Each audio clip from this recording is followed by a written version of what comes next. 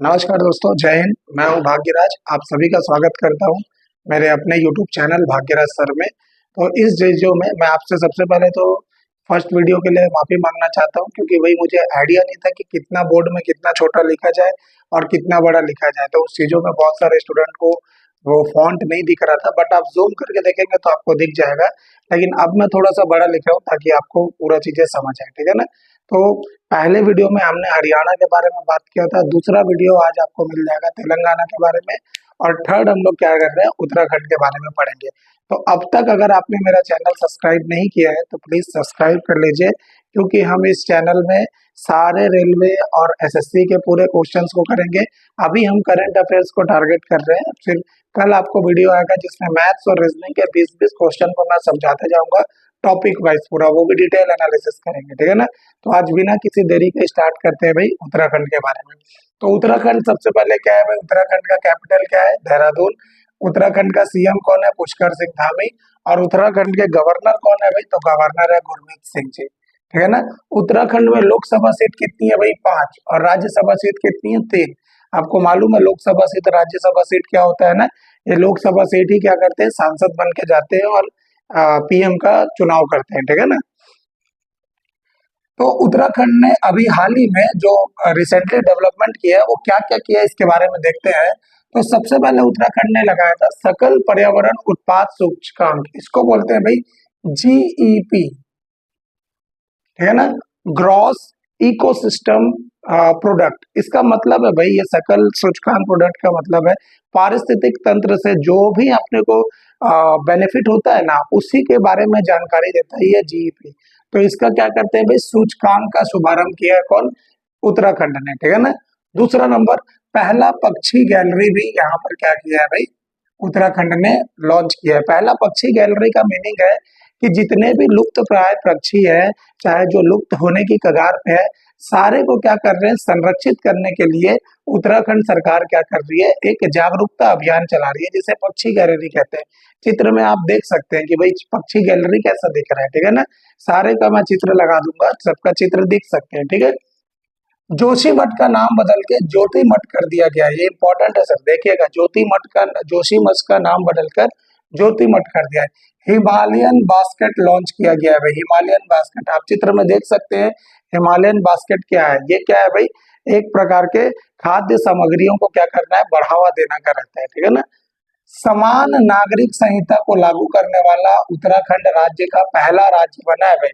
उत्तराखंड देश का पहला राज्य बना है, सॉरी, देश का पहला राज्य बना है भाई उत्तराखंड, समान नागरिकता संहिता को लागू करने वाला, ठीक है ना। ऐसी नशे के खिलाफ धामी अभियान, ये पुष्कर सिंह धामी जी के नाम पर रखा गया है धामी अभियान। संयुक्त सैन्य अभ्यास सूर्य किरण का 17वां संस्करण पिथौरागढ़ में किया गया। पिथौरागढ़ उत्तराखंड का जगह है। आपको मालूम है सूर्य किरण हम किसके साथ करते हैं, सूर्य किरण हमारा सैन्य अभ्यास होता है नेपाल के साथ, ठीक है ना। तो नेपाल के साथ हम सैन्य अभ्यास करते हैं, तो ये सैन्य अभ्यास है, ठीक है ना। बाहरी लोगों द्वारा कृषि भूमि खरीदने पर प्रतिबंध लगाया गया। अगर मैं दूसरे स्टेट का हूँ, अगर मैं जाके वहां पर कृषि युक्त भूमि खरीदूंगा तो मेरे को क्या है भाई, सरकार से परमिशन लेना पड़ेगा। बाहरी लोगों का मतलब है कि अगर मान लो कोई अवैध रूप से आ गया है अगर करने के लिए, तो उसको भी नहीं मिलेगा, उसको भी सरकार तो उसको देगी नहीं, दूसरे स्टेट वाले भी आएंगे तो उसको पहले परमिशन लेना पड़ेगा, ठीक है ना।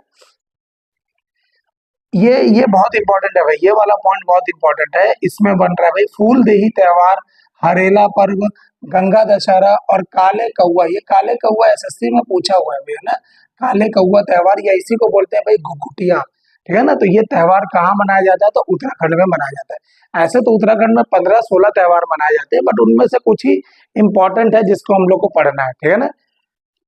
ग्रीष्मकालीन राजधानी ये किसको बनाया है भाई, गैरसैंण को। उत्तराखंड की तो ऐसी कैपिटल क्या है भाई, देहरादून है, लेकिन ग्रीष्मकालीन जो राजधानी है इसको क्या बनाया है भाई, गैरसैंण। गर्मी में राजधानी यहाँ शिफ्ट हो जाती है, ठीक है ना।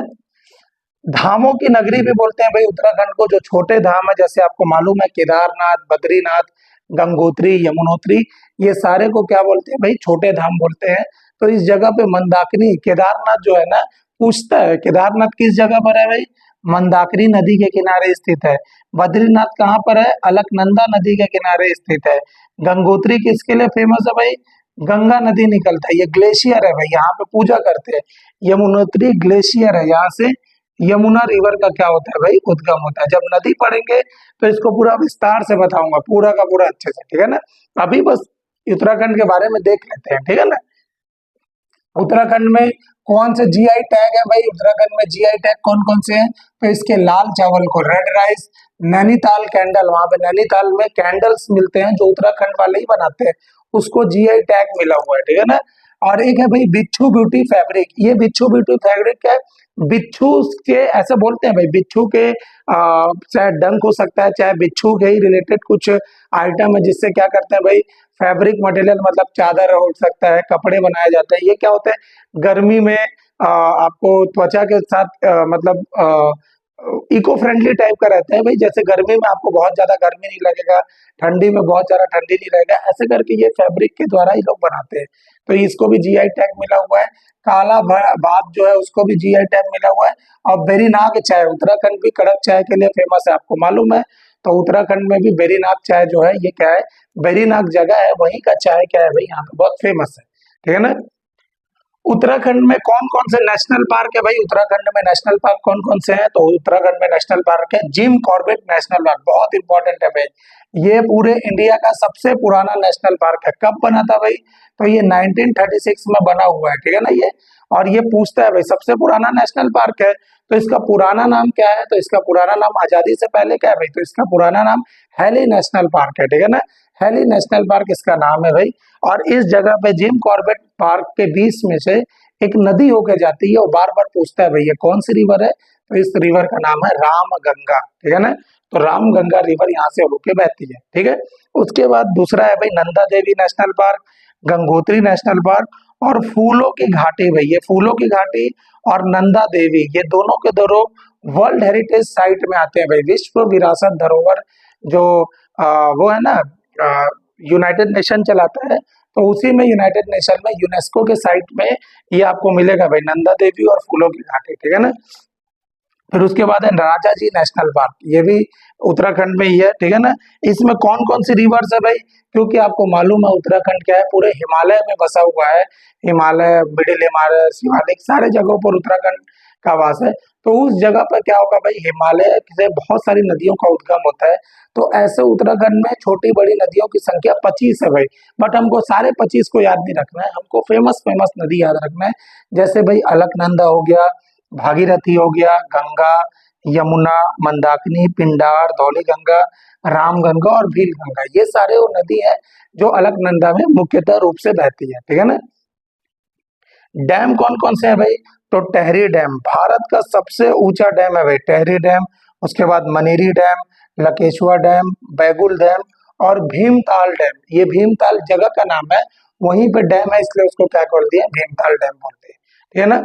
आप देखेंगे भाई यहाँ पर जो उत्तराखंड है वो कितने से, इंडिया के 3 स्टेट से गिर के बना है भाई, हिमाचल प्रदेश, हरियाणा, उत्तर प्रदेश, और उत्तराखंड दो बाहरी देशों के साथ क्या करता है भाई, साझा करता है, दो दो बाहरी देशों के साथ बॉर्डर साझा करता है, जैसे ये चाइना है और नेपाल है।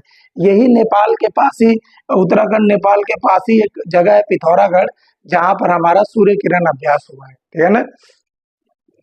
टूरिस्ट स्पॉट कौन कौन से हैं भाई यहाँ पर, तो ऋषिकेश है, देहरादून है, नैनीताल है, मसूरी है। मसूरी को बोला जाता है भाई पहाड़ों की रानी, ठीक है ना, इसको बोला जाता है भाई, याद रखेगा, पहाड़ों की रानी बोलते हैं भाई। नाग टिब्बा इसका सबसे ऊंचा पीक है। ये सारे चीजों को हम लोग पढ़ेंगे, जब पहाड़, पर्वत, नदी सब पढ़ेंगे ना तो पूरा डिटेल में जाएंगे ये सब, ठीक है ना। रानी खेत, औली, हरिद्वार, भीमताल, ये सारे जगह पर आप इसी में आपको मालूम है, वो भी आप नाम सुने होंगे, कसौली, कसौली नाम सुने हैं, ये रेड वाइन के लिए बहुत फेमस है भाई, कसौली रेड वाइन के लिए बहुत फेमस है, ठीक है ना। तो ये सारे जो चीजें हैं ये भाई आज के क्लास में था उत्तराखंड का। आपको बताना है भाई, आपको आपके लिए प्रश्न ये है, आपको बताना है, हाल ही में अभी ना अंडमान निकोबार, आप जानते हैं, नाम सुने होंगे अंडमान निकोबार, तो उसकी राजधानी है पोर्ट ब्लेयर, है ना, उसका नाम चेंज हो गया है भाई, पोर्ट ब्लेयर का नाम चेंज हो गया है। तो आप मुझे कमेंट सेक्शन में बताएंगे कि पोर्ट ब्लेयर का नाम अब नया नाम क्या हुआ है, ठीक है ना। तो इसी वीडियो के साथ मैं अंत करता हूँ इस वीडियो का, इसी लेक्चर के साथ। आशा करता हूँ आपको ये वीडियो बहुत अच्छा लगा होगा। तो चैनल से जुड़े रहिए और अपने दोस्तों को भी शेयर कर दीजिए। Thank you very much. जय हिंद, जय Bharat. All the best for your exam.